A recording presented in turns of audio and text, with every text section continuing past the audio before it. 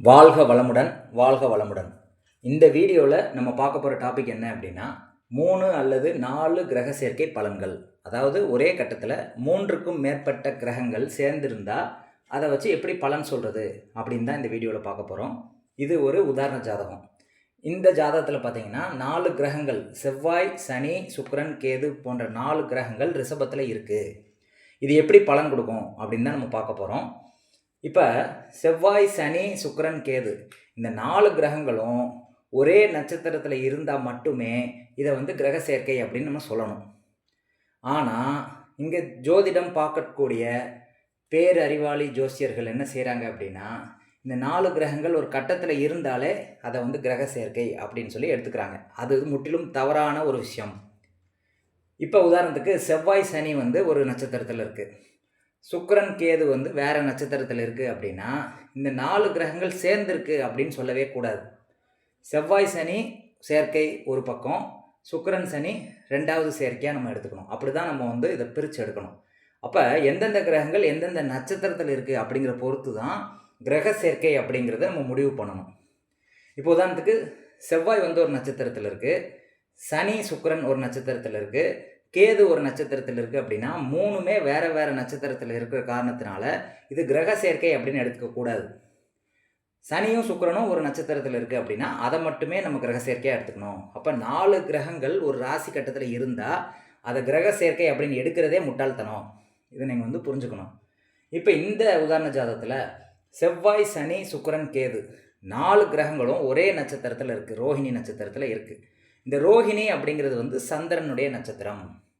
அப்போ இந்த 4 கிரகங்கள் சேர்ந்துருக்கு அப்படின்னு எடுத்துக்கலாம். ஏன்னா 4மே ஒரே நட்சத்திரத்தில் இருக்குது. அப்போ செயற்கையாக நம்ம எடுத்துக்கலாம். இந்த செயற்கை நல்ல பலன் கொடுக்குமா கெட்ட பலன் கொடுக்குமா அப்படின்னு நம்ம பார்க்கணும்ல. அப்போ நார்மலாக எல்லோரும் எப்படி பலன் சொல்லுவாங்க, செவ்வாய்க்கு அப்புறம் சனி இருக்குது, சனியும் சுக்கிரனும் சேர்ந்துருக்கு, சுக்கிரனுக்கு அப்புறம் கேது இருக்குது, இப்படி தான் பார்ப்பாங்க. அப்படி பார்க்கக்கூடாது. இந்த 4 கிரகங்களும் ஒரே நட்சத்திரத்தில் இருக்கும்போது கிரக சேர்க்கையாக எடுத்துக்கிறோம். இந்த 4 கிரகங்களும் ஒன்று நன்மையான பலனை கொடுக்கும் அல்லது தீமையான பலனை கொடுக்கும். 2 பாசிபிலிட்டி தான் இருக்குது.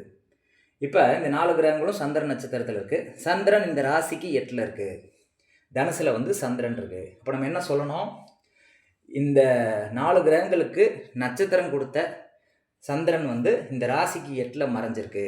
அப்போ 8ல் மறைஞ்சது நல்ல பலனா கெட்ட பலனா அப்படின்னு ஒரு டவுட் வருதுல்ல. இதில் நம்ம எப்படி கருதணும் அப்படின்னா, இந்த சந்திரன் எந்த நட்சத்திரத்தில் இருக்குதுன்னு பார்க்கணும். இந்த சந்திரன் எந்த நட்சத்திரத்தில் இருக்குது, உதாரணத்துக்கு பூராட நட்சத்திரத்தில் இருக்குதுன்னு வச்சுக்கோங்க. சந்திரன் பூராட நட்சத்திரத்தில் இருந்தால் அது சுக்கிரனுடைய நட்சத்திரம். சுக்கிரன் எங்கே இருக்குது, ஆட்சியில் இருக்குது. அப்போ சந்திரன் என்ற சாரநாதன் ஆட்சியில் இருக்கும்போது இந்த ராசிக்கு 8ஆம் இடத்துல மறைஞ்ச சந்திரன் கெடுதல் பண்ணாது. இதான் ஃபஸ்ட் பாயிண்ட்டு. இப்போ உதாரணத்துக்கு சந்திரன் மூல நட்சத்திரத்தில் இருக்குதுன்னு வச்சுக்கலாம். சந்திரன் மூல நட்சத்திரத்தில் இருக்குது. இது இந்த 4 கிரகங்களுக்கும் நட்சத்திரம் கொடுத்த கிரகம் சந்திரன். அது 8ல் மறைஞ்சிருக்கு. 8ல் நன்மையான பலனை கொடுக்குமா தீய பலனை கொடுக்குமா அப்படின்னு மட்டும்தான் இப்போ பார்க்க போகிறோம். இப்போ அது பூராட நட்சத்திரம் இருக்கிறதுனால திரும்ப சுக்கிரன் ஆட்சி அடைகிறதுனால அது நல்ல பலனை கொடுக்கும் அப்படின்னு நம்ம சொல்கிறோம். ஆனால் இதுவே சந்திரன் மூல நட்சத்திரம் கேதுவனுடைய நட்சத்திரத்தில் இருக்குதுன்னு வச்சுக்கோங்களேன். இந்த கேது இங்கே போய் நீசம் அடையுது, இங்கே ரிஷபத்தில் நீசம் அடையுது. அப்படி இருக்க பட்சத்தில் இந்த சந்திரன் தீமையான பலனை கொடுக்கும், நற்பலனை செய்யாது அப்படின்னு சொல்லணும். அப்போ இந்த ராசிக்கு 8ல் சந்திரன் இருந்தால் நல்லது இல்லை அப்படின்னு ஃபஸ்ட்டு எடுத்தோன்னே முடிவுக்கு வரக்கூடாது. அது நின்ற சாரம் எப்படி இருக்குது, அது சுக்கிரன் சாரமாக இருந்தால் சுக்கிரன் ஆட்சி அடைகிறதுனால திடீர்னு அதிர்ஷ்டம் உண்டு அப்படின்னு நம்ம சொல்லலாம். அதுவே சந்திரன் கேது நட்சத்திரத்தில் இருந்தால் கேது நீசம் அடையுதுங்க, அப்போ அது பெரிய நன்மை செய்யாது அப்படின்னு நம்ம சொல்லணும். அதுக்கு தான் நான் சாரம் பார்க்காதவன் சோரம் போவான் அப்படின்னு நம்ம சொல்கிறோம். இங்கே பெரிய ஜோதிடர்கள் சாரமே தேவையில்லைன்றான். சாரம் தேவையில்லை அப்படின்னா எப்படி நீங்கள் பலன் சொல்வீங்க? இதெல்லாம் நுணுக்கமான விஷயங்கள். அதனால தான் பலன் எடுக்கிறத பற்றி இங்கே நான் சொல்லியிருக்கேன். அடுத்து உதாரணம் 2. இதில் பார்த்தீங்க அப்படின்னா செவ்வாய் சனி கிருத்திகை 3ஆம் பாதத்தில் இருக்குது, சுக்கிரன் கேது மிருகசீரிடம் 1ஆம் பாதத்தில் இருக்குது. இதை நம்ம செயற்கையாக எடுத்துக்கணுமா, இந்த 4 கிரகங்கள் செயற்கையாக எடுத்துக்கணுமா அப்படின்னா இங்கே செயற்கை வராது. ஏன் வராது அப்படின்னா செவ்வாய் சனி வேறு நட்சத்திரத்தில் இருக்குது, சுக்கிரன் கேது வேறு நட்சத்திரத்தில் இருக்குது. அப்போ இங்கே செயற்கை அப்படின்னு எடுத்துக்கிட்டிங்கன்னா செவ்வாய் சனி சேர்ந்துருக்குன்னு எடுத்துக்கலாம், அதே மாதிரி சுக்கிரன் கேது சேர்ந்துருக்குன்னு எடுத்துக்கலாம். 2 கிரக செயற்கையாக பிரித்து நம்ம எடுக்கணும். 4மே சேர்த்து ஒரே செயற்கையாக நம்ம எடுக்கக்கூடாது. இப்போ இந்த செவ்வாய் சனி சேர்க்கை நல்ல பலன் கொடுக்குமா, சுக்கிரன் கேது சேர்க்கை நல்ல பலன் கொடுக்குமா அப்படின்னு சொல்லி நம்ம ஆய்வு பண்ணணும். எப்படி ஆய்வு பண்ணுறது? செவ்வாய் சனி வந்து கிருத்திகை நட்சத்திரத்தில் இருக்குது. கிருத்திகை அப்படிங்கிறது சூரியனுடைய நட்சத்திரம். அப்போ சூரியன் எங்கே இருக்குன்னு பார்க்கணும். சூரியன் வந்து இங்கே மேசத்தில் உச்சமடையுது. 12ஆம் வீட்டில் இந்த செவ்வாய்க்கும் சனிக்கும் சாரம் கொடுத்த சூரியன் வந்து 12ஆம் வீட்டில் உச்சமடையுது அப்படின்னு டைரெக்டாக பார்த்தா தெரியும். ஆனால் இந்த சூரியன் எந்த நட்சத்திரத்தில் இருக்குது அப்படின்னு பார்க்கணும்.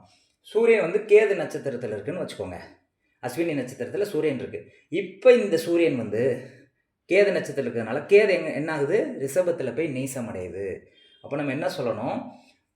சூரியன் உச்சமடைகிறதுனால நல்ல மேன்மையை கொடுக்கும். செவ்வாய் சனி சார்ந்த செயல்பாடு பண்ணும்போது நல்ல ஒரு மேன்மையை கொடுத்து அதுக்கப்புறம் எல்லாத்தையும் இழக்க வைக்கும் அப்படின்னு நம்ம எடுத்துக்கணும். செவ்வாய் சனி வந்து சூரியன் சாரம். சூரியன் டைரெக்டாக உச்சமடையுது. அப்போ அது உச்ச பலனை கண்டிப்பாக கொடுக்கும். பெரிய உயரத்துக்கு உங்களை கொண்டு போகும். சூரியன் நின்ற சாரநாதன் அஸ்வினி, அது கேது நட்சத்திரம். கேது வந்து இங்கே ரிஷபத்தில் நீசம் அடைகிறதுனால பெரிய முன்னேற்றத்தை கொடுத்து உங்களை வீழ்ச்சியை சந்திக்க வைக்கும் அப்படின்னு நம்ம பலனை எடுக்கணும். இது வந்து செவ்வாய் சனிக்கு சொல்லக்கூடிய பலன்கள். சுக்கிரன் கேது வேறு நட்சத்திரத்தில் இருக்கா? சுக்கிரன் கேது வந்து மிருகசீரிட நட்சத்திரத்தில் இருக்கா? சுக்கிரன் கேது வந்து செவ்வாய் நட்சத்திரத்தில் இருக்குது. இப்போ செவ்வாய் இருக்கக்கூடிய வீடு பார்த்திங்கன்னா நட்பு வீடு. சுக்கிரன் வந்து நட்பு. அப்போ டைரெக்டாக பார்த்தா நட்பு. ஆனால் செவ்வாய் நின்ற சாரநாதன் யார்?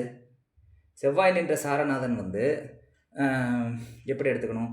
செவ்வாய் வந்து உதாரணத்துக்கு ஏதோ ஒரு நட்சத்திரத்தில் இருக்குதுன்னு வச்சுக்கோங்க. செவ்வாய் வந்து சூரியன் நட்சத்திரத்தில் இருக்குது அப்படின்னு எடுத்துக்கிட்டா நம்ம என்ன சொல்லணும்? செவ்வாய் வந்து சூரியன் நட்சத்திரம் வந்து சூரியன் உச்சமடையுது. அதுக்கப்புறம் சூரியன் கேது நட்சத்திரத்தில் வந்து கேது நீசம் அடையுது. அப்போ நம்ம என்ன சொல்லணும்? நட்பலன்களை கொடுத்து கெடுக்கும் அப்படின்னு தான் நம்ம சொல்லணும். ஃபஸ்ட்டு வந்து நல்ல பலன்களை செய்யும், அதுக்கப்புறம் அது கெடுத்துரும் அப்படிங்கிற மாதிரி தான் இந்த 2 கிரக சேர்க்கைக்குமே பலன் வருது. இதை தான் நம்ம பலனாக வந்து சொல்லணும். இது ஒரு மெத்தட் இருக்குது. இப்போ செவ்வாய் சனி சேர்க்கையாக நம்ம எடுத்துக்கிறோம்ல, இது என்ன மாதிரி பலன் கொடுக்கும் அப்படின்னா, செவ்வாய் சனிங்கிறது நிலப்பலன்கள் சேரும் அப்படின்னு சொல்லலாம். நிலம் சார்ந்த விஷயத்தில் ஒரு முன்னேற்றத்தை கொடுக்கும் செவ்வாய் சனி சேர்க்கை அப்படின்னு எடுத்துக்கலாம். அது முன்னேற்றத்தை கொடுத்து அதை கெடுக்கும். ஏன்னா இதுக்கு சாரம் கொடுத்தவன் வந்து உச்சமடைகிறதுனால ஃபஸ்ட்டு முன்னேற்றத்தை கொடுக்கும். அதுக்கடுத்து அது கேது நட்சத்திரத்திலிருந்து கேது நீசம் அடைகிறதுனால முன்னேற்றத்தை கொடுத்து வீழ்ச்சியை சந்திப்பீங்கன்னு சொல்லணும். சுக்கிரன் கேதுங்கிறது ஒரு செயற்கையாக எடுத்துக்கிட்டா இது என்ன பண்ணுது? டைரெக்டாக பார்த்தா மனைவிக்கு ஹார்மோன் குறைபாடு, மனைவி பிரிவாங்க அப்படின்னு நம்ம சொல்லணும். இது சாரம் கொடுத்தவன் நல்லா இருந்தது அப்படின்னா, இப்போ உதாரணத்துக்கு சுக்கிரன் கேதுக்கு சாரம் கொடுத்தவன் செவ்வாய், செவ்வாய்க்கு சாரம் கொடுத்தவன் சூரியன். சூரியன் வந்து இங்கே உச்சமடைகிறதுனால கொஞ்ச நாள் நல்லா உச்சத்துக்கு போவாங்க. சூரியனுக்கு சாரம் கொடுத்தவன் கேது திரும்ப ரிஷபத்தில் நீசம் அடைகிறதுனால நல்ல வளர்ச்சி கொடுத்து நல்லா வாழ்வாங்க குடும்பத்தில். அப்புறம் வந்து பிரிவினையை சந்திப்பாங்கன்னு சொல்லணும். இதுதான் இது சொல்லக்கூடிய விஷயம். இதுக்கு தசாபுத்தி நீங்கள் பார்க்கணுங்கிறவங்க பாருங்கள். தசாபுத்தி பார்க்காட்டாலுமே இந்த சம்பவம் கண்டிப்பாக நடக்கும். அந்த சாரம் கொடுத்த கிரகம் வந்து இந்த மாதிரி தான் செயல்படும். ஃபஸ்ட்டு உச்சத்தை கொடுத்து அப்புறம் வீழ்ச்சியை கொடுக்கும் அப்படின்னு நம்ம பலன் சொல்லணும். அப்போ இங்கே யாருமே வந்து சாரத்தை பார்க்காதவங்க என்ன பண்ணுறாங்க?